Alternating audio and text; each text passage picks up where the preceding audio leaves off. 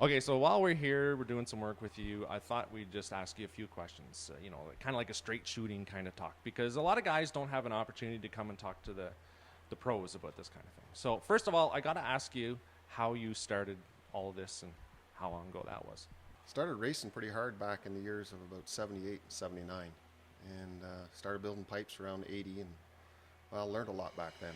So we started up the full business in 1988 and everything grew from there and we just started concentrating more and more on the pipe development and the higher end stuff for the racing or maximizing trail performance, not just making canisters or anything like that. We have fun doing that, but it's about making pure power and pure speed, helping people.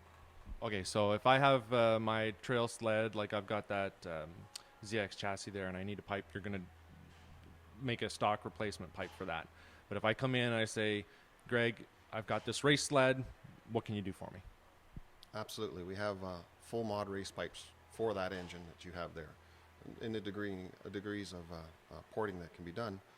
Um, but some of the pipes will turn that engine up to closer to 10,000 RPM for drag racing, or for different hill climbing stuff like that. There's some pipes that are out around 9,200, and all these make really strong engines, but they all have to run on very high octane fuel.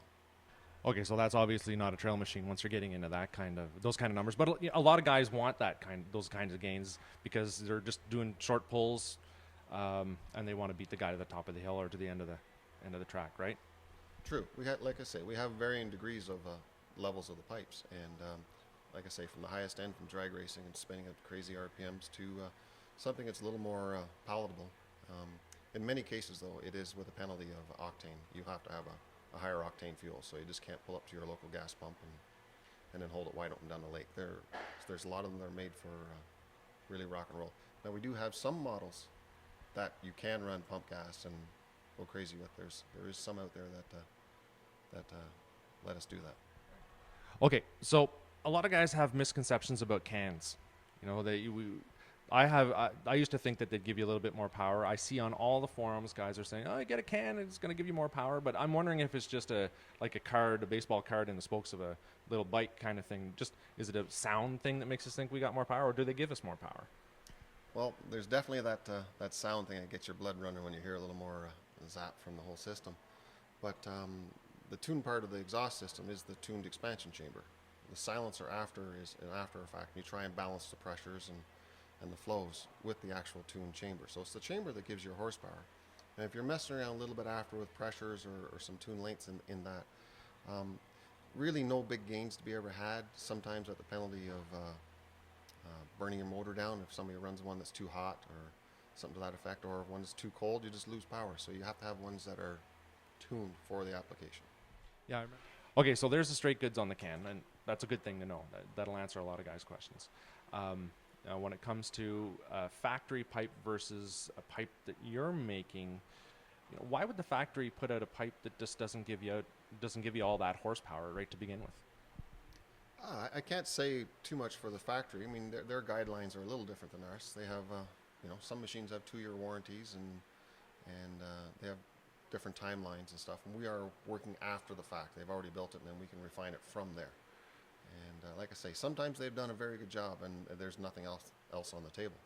But other times, we can really make a machine rock and roll. Do you have other people that would come in here and talk to you? I don't know, any kind of development or? Yeah, we have right from some forms of the manufacturers come in here in the racing fraternity. We have racing teams that come in from across North America, overseas. It's quite a hub for some of the higher end racers.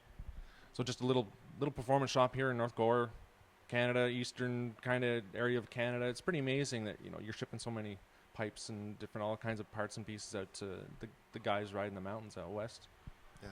Well, I guess if you put it in perspective, we are a toy factory, so it is fun. Yeah, and you know what? When we need our toys, it doesn't matter where they come from. Okay, what about reeds? Everybody's asking about reeds all the time. What are your opinions? What are your thoughts on reeds? Well, reeds are a different ballgame altogether. Years ago, there was a lot left on the table. Manufacturers' reeds definitely didn't provide the maximum amount. And over the years, there's a couple of companies that have really made strides into getting the airflow up in the engine, or not just getting the airflow up, getting the reeds open and close faster, and that helps the inside of the engine. Lately, I think there's been a couple more gains out there that things are working better. I don't know why Skidoo did this, but they wrapped that thing in some kind of a heat absorbent material with a covering on top of that, and that just held the salt in the water there for its entirety. When I pulled that cover off, there's nothing left of that pipe on my sled. So, you're concentrating on giving a replacement part for the average trail rider as well. Yeah, we have ones where they're in short supply, and we try and keep them in stock to get people back on the trail. A lot of damage can happen if they leak. You should inspect your exhaust system, but as far as how long they last, you think about a pickup truck and how long the exhaust lasts on it, or a car driving it. They don't last like too much more than 10 years on a good case, so be very careful out there on your machine. You can do some damage if they leak bad. Well, as a rule, first off, you'll lose horsepower, lose performance, and then you'll start getting the fumes up under the hood, and you'll start smelling it, and you can sometimes lean out. It depends on the type of machine it is. You melt plastic, or I guess in the worst case scenario, if the exhaust is blowing hard enough on a piece of plastic, something can catch on fire.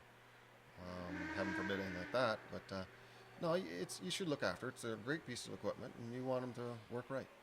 I got to thank Greg here for giving us the straight goods on all this kind of stuff, answering a bunch of my questions. I'm not a real engine guy, but when I need to know something, I tend to go to the pros to figure this kind of stuff out. So check out jawsperformance.com.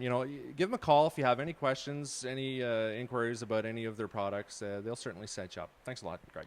Anytime.